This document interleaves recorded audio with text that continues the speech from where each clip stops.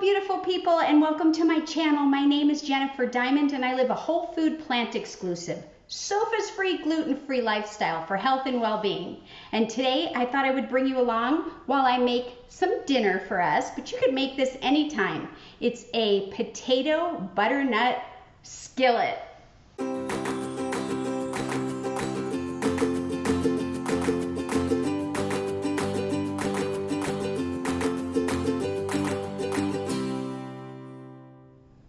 Okay, so I pre-chopped a lot of it, but I'll just show you what I have here. I have some potatoes, and you can see them right here, and I've got a little overflow over there, and I just diced them up, and these are the size and the kind of potato that I used.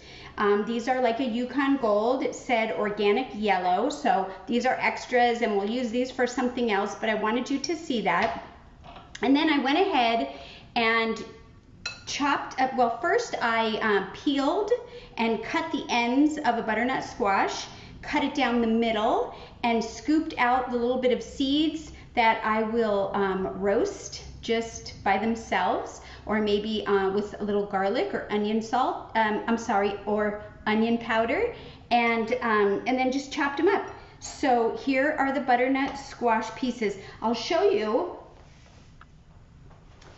This is a smaller one of the one that I just cut up, and if you're not familiar with butternut squash, this is what it looks like in the store. This happens to be an organic one, but I know at our Costco and many other Costcos and other stores, they come diced and ready to go. I think the pieces are a little bit larger than this, but to cut down on time, if you don't have time, grab some of that. So let me put this down.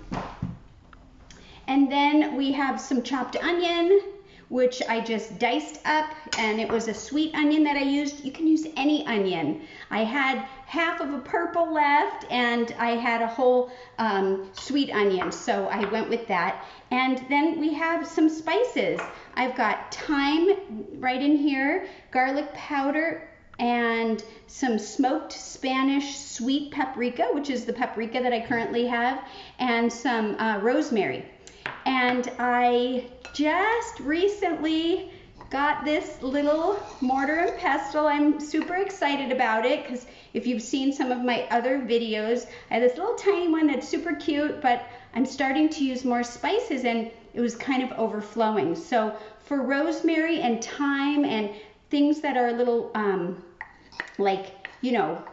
not branchy, but more like a stick kind of thing, I prefer it ground. So I just ground this up, and this is the thyme, and here is the rosemary, and I'll give you a little, it's great. It's nice and deep and just feels good. So it says plants only, and I got this off of Jane Esselstyn's website, and she sells this and many other beautiful things. I don't have any affiliation, but I really loved this. So anyhow, I just wanted to show you that. So I'm going to go ahead and pour this into my seasoning bowl. And now it's pretty easy. We just have to go over here and heat up our pot, which I could have done a minute ago, and then we'll start adding the ingredients in. So the other thing that we have that's for a little later is going to be some lemon juice and some chopped up parsley.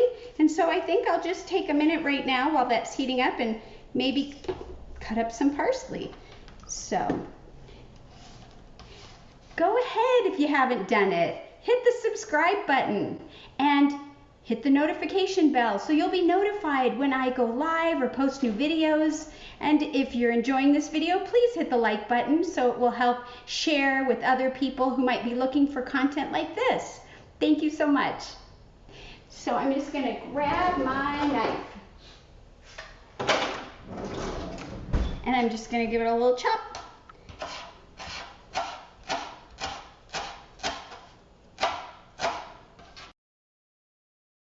Now, should I use the stem? it's edible. You certainly can. I think it's a preference. So I'm putting in most of it except the little tiny bit at the end. And I can always put that in a scrap pile for future vegetable broth that I make. So anyways, I'm going to take a peek here. Feels pretty warm. We have some water here. I'm going to just give it a little splash and make sure that it's hot. I don't know if you heard that, but there was a sizzle.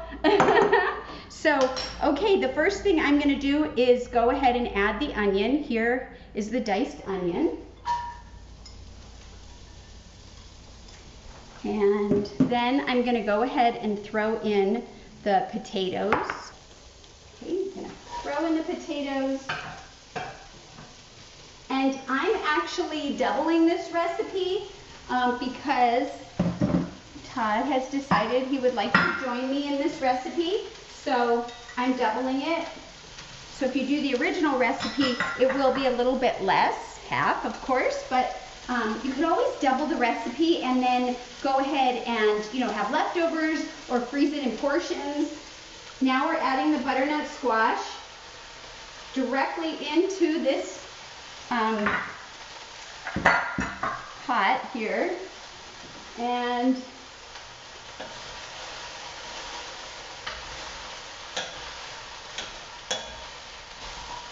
now the recipe, which is found on page 428 and 429 in this Medical Medium Brain Saver Protocols, Cleanses, and Recipe book by Anthony William, you know, it suggests taking a few minutes just to brown up the onions, and I didn't. And you know what? It's okay. So sometimes things don't go exactly, but they come out just perfect, and nobody would know the difference. But if you can do that, then it might just allow some of the juices and the onion to kind of caramelize a little bit or even get translucent, which brings out more flavor. But ultimately, it's all cooking and it's going to be great. So I'm just going to give this a little bit of time here. So we're going to go ahead and add all the herbs and spices that I talked to you about earlier. Put it right in there. And then you can use healing broth, veggie broth, homemade, store-bought. Hopefully it doesn't have any oil, salt, or sugar or additives in it. But it's just a small amount, and I didn't have a chance to thaw a small amount. So I'm just adding fresh water. And I do really like when I put in the broth because it gives it extra flavor, but today we're doing it with water. And now I'm just going to mix it up really well, and then I'm going to show it to you and go from there and just kind of show you what it all is looking like. So here we go, and you can see the liquid with the seasonings, and I'm going to cover this up with a lid. I'm going to turn the heat down, and I'm going to let it cook for about 10 to 15 minutes. Okay, so it's still cooking, and during the break I just cleaned up, did the dishes, and put the inside of the butternut squash that I talked about, the seeds here, I rinsed them just a little bit. Here you can see, and they could probably use a better rinsing, but you know, I just wanted to show you that this is what I do.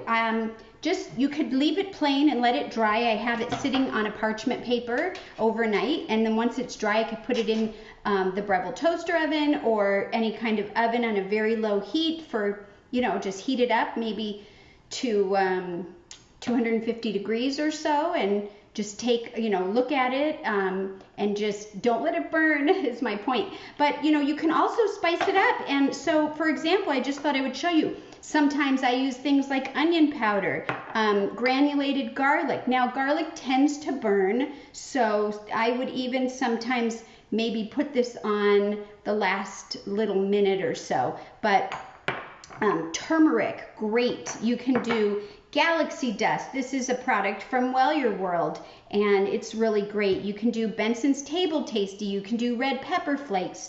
You could pretty much do anything that you want that, whoops, better check this. Started hissing. Okay, anything that you want that is going to bring out some kind of a flavor profile. And another one that I have is pepperoni spice. This is one that I get from local spicery. I really like it, and it's a blend. And so anyhow, I think I'm going to go ahead and put some of this on here. And the reason that I like to put the seasonings on when it's wet is because as it dries, I'm hoping that it will adhere and stick to it. So then I'll have a more flavorful little seed. And, you know, they're not totally separated and pressed out, and I'm okay with that. But once they're dried up, they will kind of crumble apart, and I can always add a little bit more or even sprinkle after the fact. So this, just showing you, are some other ones that I have done, and they don't really have any red or dark seasonings on it that you could see, but I do know that I have used some onion powder and garlic powder, and I have different ones here. So, you know, some of these smaller ones, like, you know, like this one is a butternut squash, and some of the bigger ones came from a pumpkin. And so I use this sometimes. I'll toss it on my salad or anything like that. So I think it's time to check on what's going on behind me. So I'm just gonna leave it. It's cooked. I think it's ready to go. I mean, it looks that way. Actually, let's taste it one more time.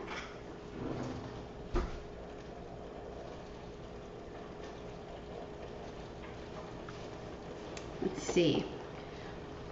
So, you know, it's holding its shape. This is how you can know that it's ready.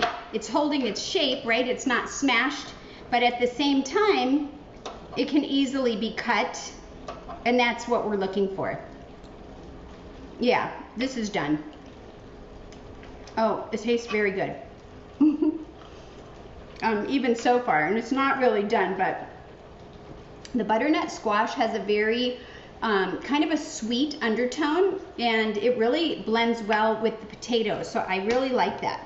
Now, what I think I'm going to do is just show you what I'm going to pair it with, and I have part of a salad made, and so maybe we can just finish putting the salad together, and then I think this will be ready and we can plate it up and taste it, okay? And I went ahead and chopped up a lot of just little odds and ends. It's getting towards the end of the week for us, and we're starting to run low on our fresh produce, and so that's when I start to mix things up. I also pulled out of the refrigerator one of my bins that I store my vegetables and fruit at times, and I'm going to go ahead and just make a little spot for it and just give it a little chop, and then we're going to just put it together. Okay. Whoa. Just going to move this over a little bit. And I have these little tomatoes. I could even chop those up, but let's just do one thing at a time. So I'm going to, and these are Power Greens from Costco. They have a mixture of different leaves, and you can use whatever you want. Sometimes I really like to mix these with a red leaf lettuce or a even a romaine lettuce, just because of the different colors, the different crunches, the different textures, and you know, you don't have to chop it up, but I just give it a rough chop. And you know, there we go. So let's see how this looks. So I'm just going to start putting it in our bowl here.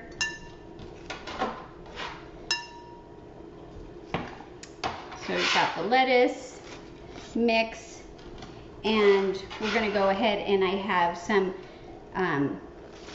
tomatoes. I didn't even cut these, you know, but you could cut them in half.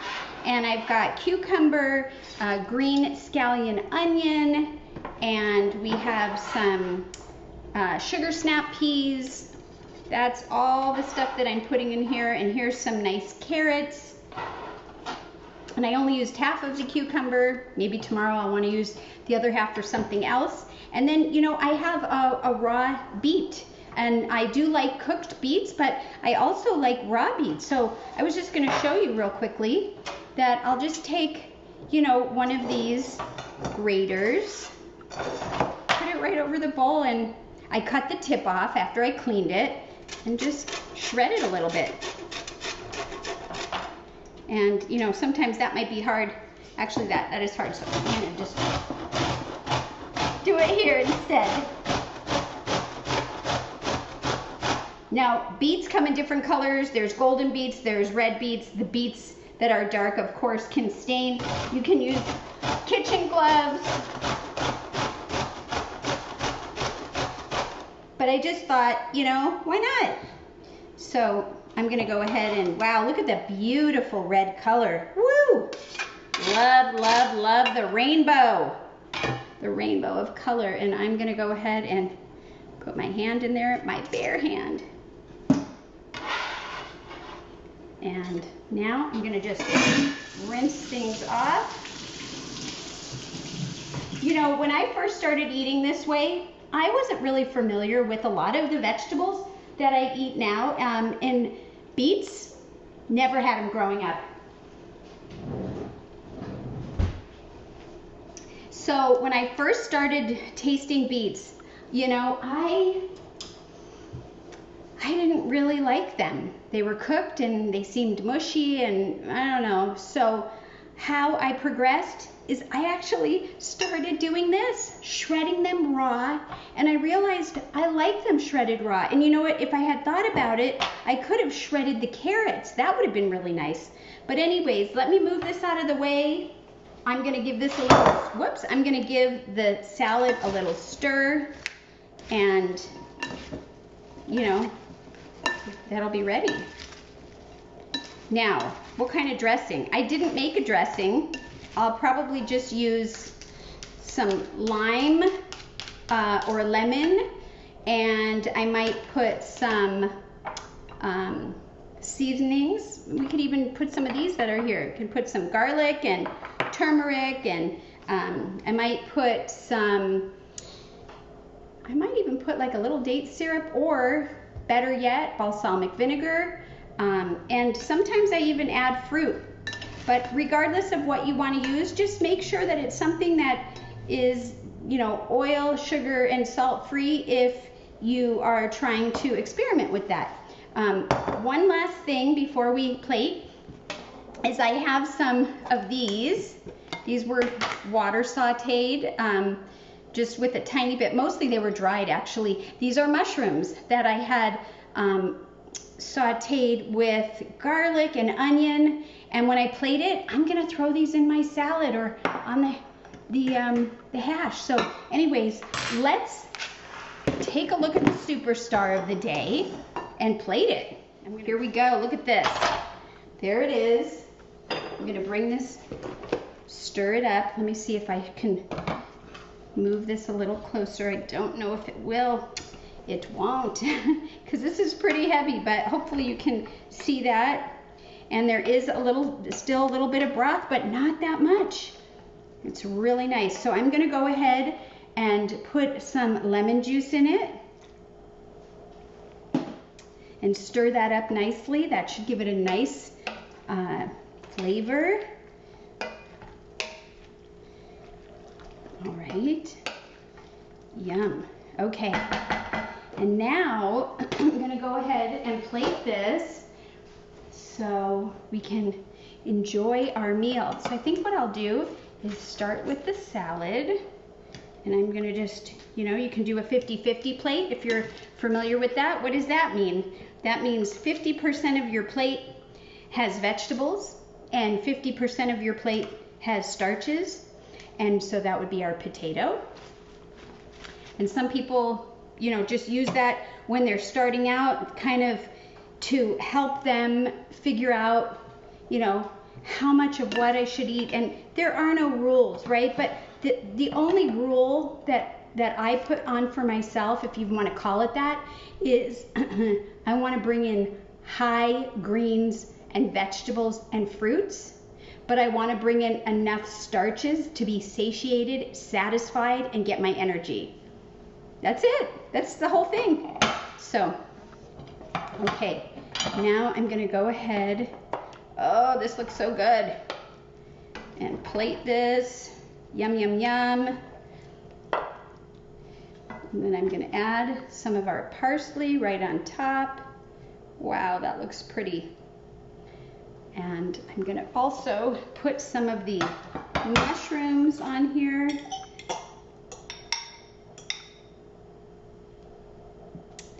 I could just put the mushrooms across the whole salad or just kind of off to the side, which is what I'm doing. And look at that. There it is, our finished product. So I am going to plate the other one because Todd has said he wants to join me and maybe we could taste it together. Okay, so we're ready to go and I am just so excited about this. What do you guys think? Yay! Okay, so let me grab Todd and we'll do a taste test. Todd, would you come and join us? I will happily. Okay. So mine has the mushrooms. Okay. Do you want mushrooms? I do not want mushrooms. Okay, why don't you? I'm not as big a mushroom fan. I mean, I do like mushrooms. Yes. Yes. I do like mushrooms, just in smaller quantities. Okay, so anyways, we're gonna try the hash. Okay. And then we can put anything that you want on the salad. I haven't put anything on it, but let's try this because this was the start. Hot, hot, hot. Yeah, it is. It's just now starting out. This is gonna hurt. This is gonna burn. Oh, they're super hot. Mmm, that's good. Mine is lemony. Mmm. Is yours lemony? I can taste some lemon. Mmm. You know, it's interesting. Oh my gosh, this is really good. When we first talked about this, I was concerned that it was going to be bland because I didn't see that there was a whole lot of seasonings or spices or things in there, and it was just sweet potato and regular potato. It's not sweet potato and regular potato. It's butternut squash. Or butternut squash, yeah. Yeah. But that's very, very flavorful. It's super good. Nice. Well, thank you all so much for joining us. We are going to go and maybe put some lemon or lime on the salad, at least I am, and enjoy this tasty, beautiful dinner. I hope that you enjoyed it, and I hope that you try it. Thank you so much, everybody. See you next time. Bye. Bye.